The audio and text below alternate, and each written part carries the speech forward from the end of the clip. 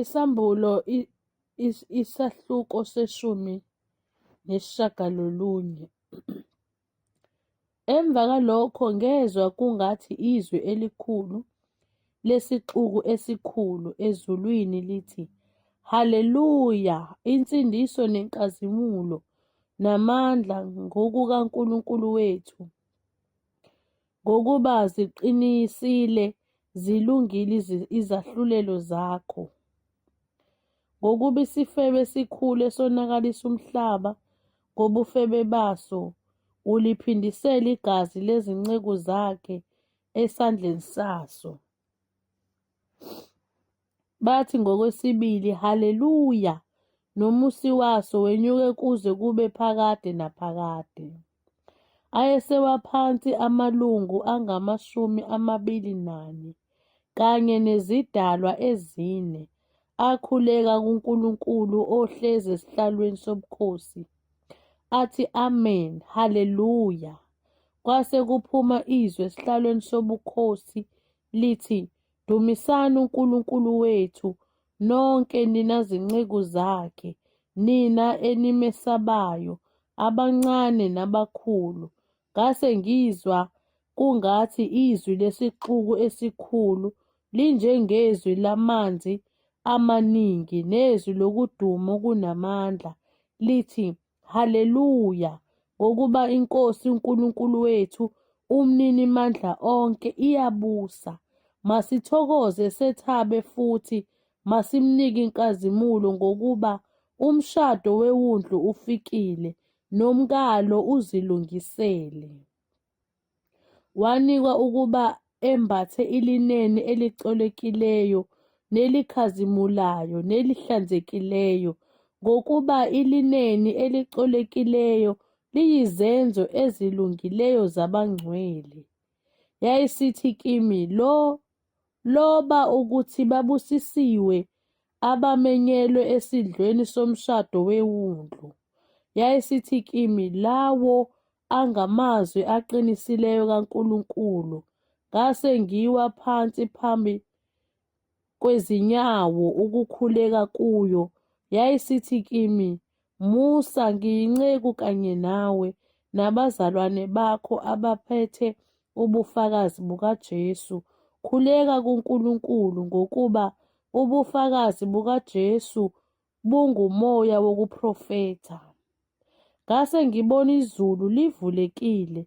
Bheka nanti ihashe elimhlophe nohlezi phezu kwalo, obizwa ngokuthi othembekileyo noqinisileyo, uyahlulela, alwe ngokulunga.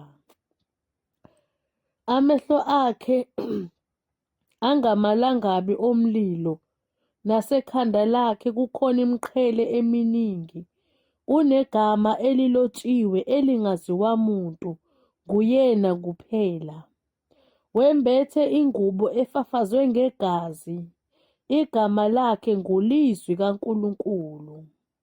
Izimpi zasezulwini zamlandela, zikhwele amahhashi amhlophe, zembethe ilineni elicolekileyo, elimhlophe nelihlanzekileyo. Emlonyeni wakhe kwaphuma inkemba ebukhali, ukuze ashaye izizwe ngayo. Yena uyakuzibusa ngentonga yensimbi, yena uqobo uyanyathela isikhamo sewayini lentukuthelo yolaka lukaNkulunkulu umninimandla onke. Unegama lilotshiwe engutsheni yakhe yasethangeni lakhe elithi, iNkosi yamakhosi noMbusi wababusi. Ngase ngibona ingelosi imi elangeni, yamemeza ngezwi elikhulu ezinyonini zonke ezindizayo emkhathini wezulu, ithi, Wozani nibuthane esidlweni esikhulu sikaNkulunkulu, ukuba nidle inyama yamakhosi nenyama yezinduna, nenyama yamaqhawe, nenyama yamahhashi, neyabakhwele kuwo, nenyama yabo bonke abakhululekileyo nabayizigqila, abancane nabakhulu. Ngabona isilo namakhosi omhlaba nezimpi zawo zibuthene ukulwa. nayo wayehlezi ehashini nempi yakhe. Isilo sase sibanjwa nomprofethi wamanga, okanye naso owenza izibonakaliso phambi kwaso, abadukisa ngazo abamukela uphawu lwesilo nabakhuleka kumfanekiso waso. Labo bobabili baphonsa besezwa echibini lomlilo elivuthisa isibabuli. Nabaseleyo babulawa ngenkemba ephuma emlonyeni wakhe owayehlezi ehashini, nezinyoni zonke zasutha inyama yabo. Isambulo isahluko samashumi amabili. Ngase ngibona ingelosi yehla ezulwini iphethe isihluthulelo sakwaLasha neketanga elikhulu ngesandla sayo. Yambamba uDrago, inyoka endala, ongumhlebi noSathane, yambopha iminyaka eyinkulungwane, yamphonsa-ke kwaLasha, yamvalela phakathi, yamqinisa ngophawu ngaphezulu kwakhe, ukuze angabe esadukisa izizwe, ize iphelele iminyaka eyinkulungwane. Emva kwalokho kumele ukuba athukululwe isikhashana. Ngase ngibona izihlalo zobukhosi, bahlala kuzo banikwa ukwahlulelwa. Ngabona nemiphefumulo yababenqunyiwe amakhanda ngenxa yokufakaza ngoJesu nangenxa yezwi likaNkulunkulu, nalabo abangakhulekanga kuso isilo nomfanekiso waso, nabangamukelanga uphawu lwesilo ebunzini labo nasesandleni sabo, baphila babusa kanye noKristu iminyaka eyinkulungwane. Abafileyo ababesele kabaphila yaze yaphela iminyaka eyinkulungwane. Lokhu kungukuvuka kokuqala. Ubusisiwe ungcwele onesabelo ekuvikeni kokuqala. Kulabo ukufa kwesibili akunamandla, kepha kuyakuba ngabapristi bakaNkulunkulu nabakaKristu, babuse kanye naye iminyaka eyinkulungwane. Nanxa isiphelile iminyaka eyinkulungwane, uSathane uyakukhululwa etilongweni lakhe, aphume ukudukisa izizwe ezisemagumbini omane omhlaba, oGogi noMagogi, azibuthele ekulweni, ezimumo wazo ungangesihlabathi solwandle. Zase zikhuphuka ngaphezu kobubanzi bomhlaba, zakaka ikamu labangcwele nomuzi othandiweyo. Kwehla umlilo uvele ezulwini, wazidla waziqeda. NoSathane owazidukisayo waphonswa echibini lomlilo nesibabuli, lapho kukhona isilo nomprofethi wamanga. Ziyakuhlushwa imini nobusuku kuze kube phakade naphakade. Ngase ngibona isihlalo sobukhosi esikhulu esimhlophe nohlezi kuso, obuso bakhe babalekelwa izulu nomhlaba, akutholelwanga indawo. Ngabona abafileyo abakhulu nabancane bemi phambi kwesihlalo sobukhosi. Izincwadi zavulwa, nenye incwadi yavulwa ngeyokuphila, nabafileyo bahlulelwa ngalokho okulotshiwe ezincwadini njengokwemisebenzi yabo. Nolwandle lwabakhipha abafileyo ababekulo, nokufa neHadesi kwakhipha abafileyo ababekukho, behlulelwa yilowo nalowo njengokwemisebenzi yakhe. Ukufa neHadesi kwaphonswa echibini lomlilo. Lokhu kungukufa kwesibili, ichibi lomlilo. Uma ekhona ongafunyaniswanga elotshiwe encwadini yokuphila, waphonswa echibini lomlilo.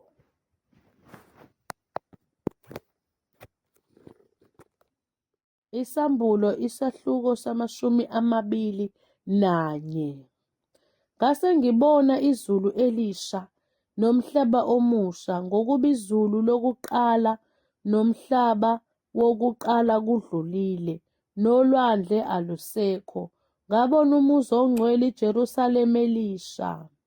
Wehla uvele ezulwini kuNkulunkulu, ulungisiwe njengomlobokazi ohlotshiselwe umyeni wakhe.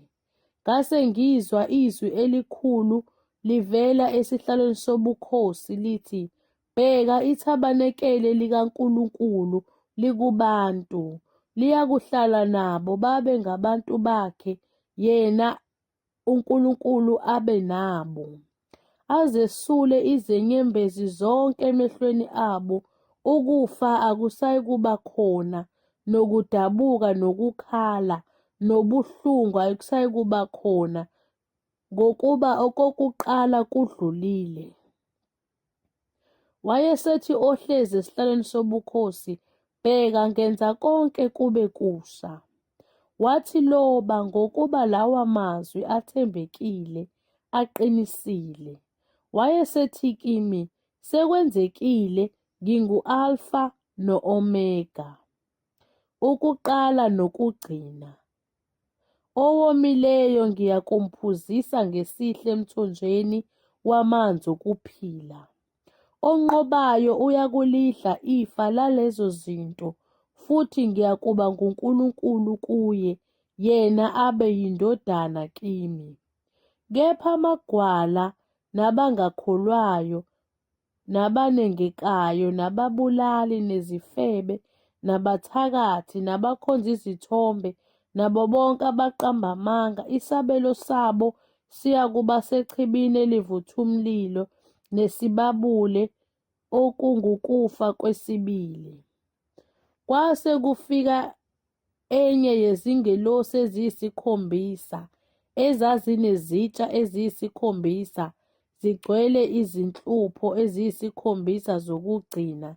Yakhuluma nami, yathi, "Woza lapha ngikukhombise umlobokazi umkawundlu."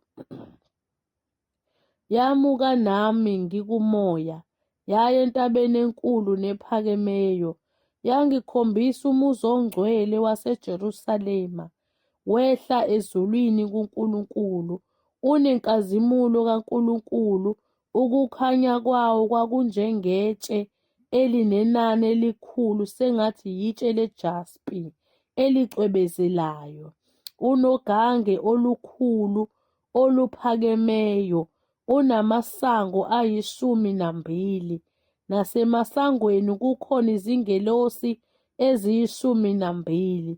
Kulotshiwe kuwo amagama angawezizwe 12 zabantwana bakwa-Israyeli.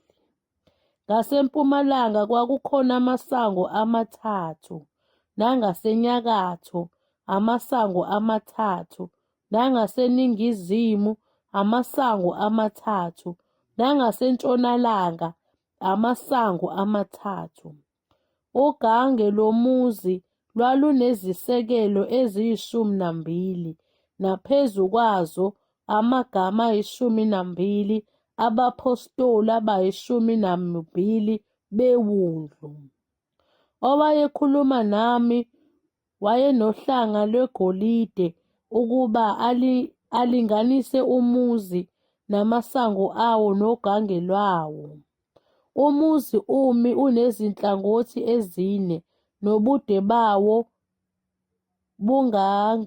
bungangobubanzi bawo. Walinganisa umuzi ngohlanga. Amastadiyo ayizinkulungwane eziyi12, ubude nobubanzi nokuphakama kwawo kulingene. Walinganisa ugange lwawo izingalo eziyi144, yisilinganiso somuntu esingesengelosi. Nogange lwawo lwakhiwe ngejaspi.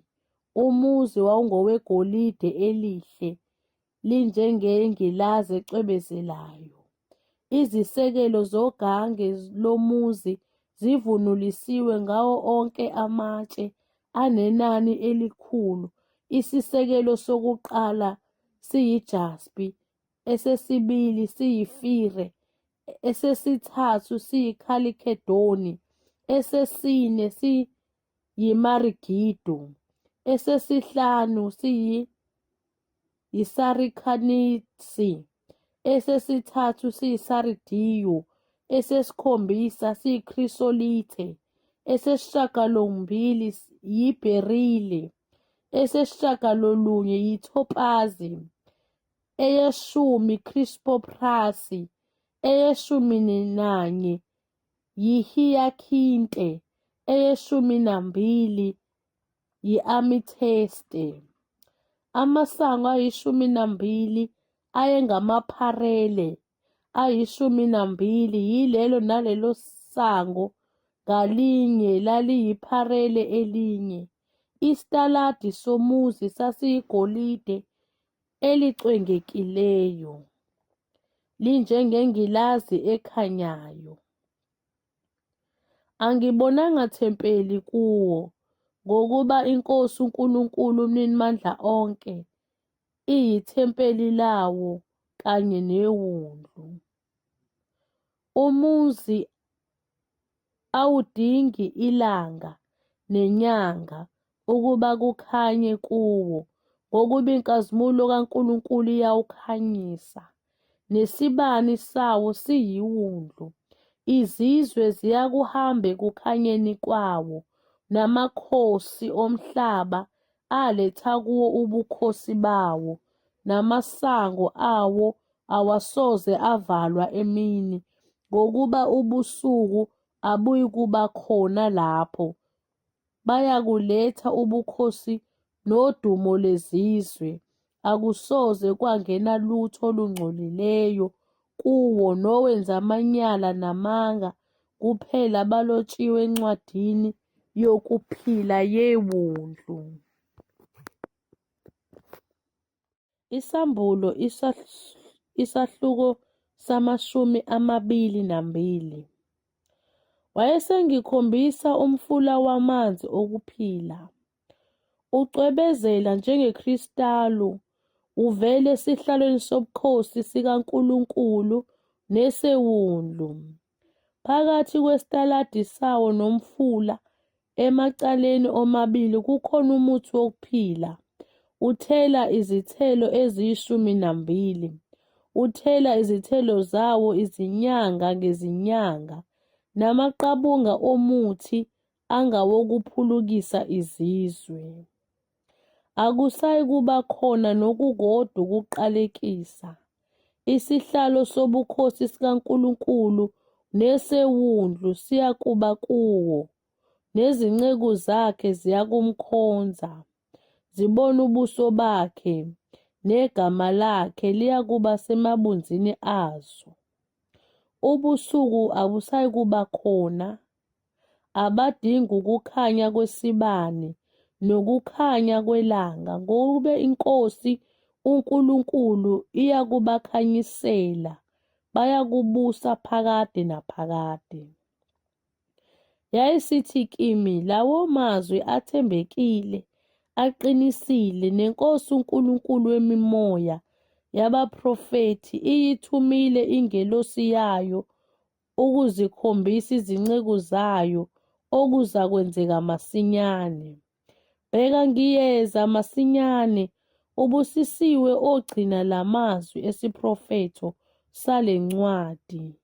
Mina Johane nginguye owezwa nowabona lezi zinto. Kuthe sengizwile, sengibonile, ngawa phansi ukuba ngikhuleke phambi kwezinyawo zengelosi engikhombisile lezi zinto.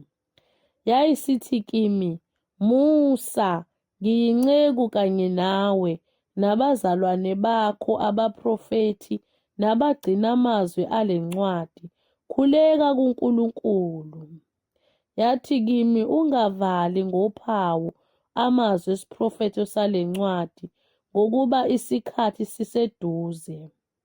Ongalungile makenze njalo kungalungile, nongcolileyo makazingcolise njalo, kepha olungileyo makenze njalo ukulunga, nongcwele makazingcolise njalo.